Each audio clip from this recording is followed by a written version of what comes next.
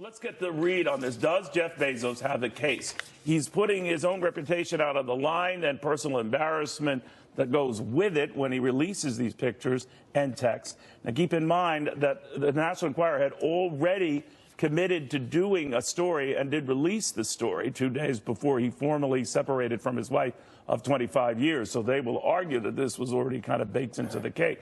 Be that as it may, let's get the legal read on it. So, Brad, at the core here is, did American media, through the Enquirer, know full well that it was going to release still more threatening material after already having done so, to let Jeff Bezos know that this is serious, and hold over them the possibility we won't release that if you do this? Isn't that a threat? I don't think so. I think this is just like the Super Bowl of the billionaires. You have AMI versus the Post. You have Trump versus Bezos.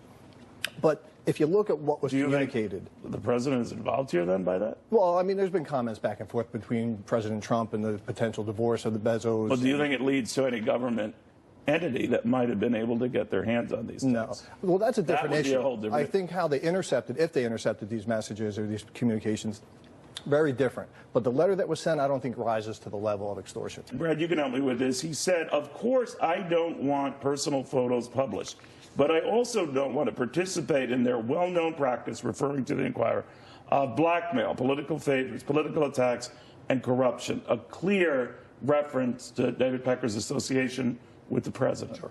And I think that's what he's going for. I think he's trying to tie this all together.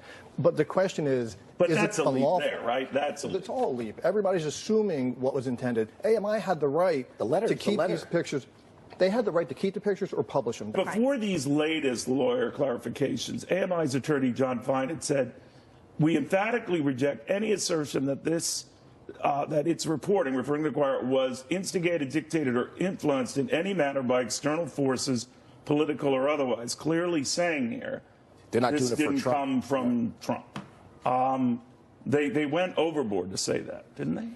I don't know. I think this still is more of Bezos' attempt to manage public perception. I think his role as a leader of Amazon... You don't think he was strong-armed here? I'm leaving out the suspicions about the White House. I think it may have been a foolish letter, but I don't think it was a criminal one. I think his reaction was overboard. Even if they commit a crime, then they violate the agreement. They're subject to be prosecuted, which is even more reason to suspect this letter is an extortion. But it doesn't matter. So you're saying their lawyers would have vetted it? Well, I'm just saying, you're clearly telling Jeff Bezos, wouldn't it be a pity if these photos came out? Yeah, it actually came from like your southern region and questionable photos are. Wouldn't it be a pity if that somehow were to get out again? I don't know. I'm reading all of that. It's the truth. Right, but it's the truth. Well, no, they didn't say, give me money. They didn't say, I'm going to damage your reputation. He hasn't denied these are images of himself. No, he has not denied any of these images. In fact, he's put them up there. I think the bigger issue that he's risking a lot. He should be more concerned with how did they get him and who. Well, he is. That's why he hired the investigator. They did say his attack was on AMI. It wasn't on where the pictures came from, because they didn't come from AMI. They got the pictures. This is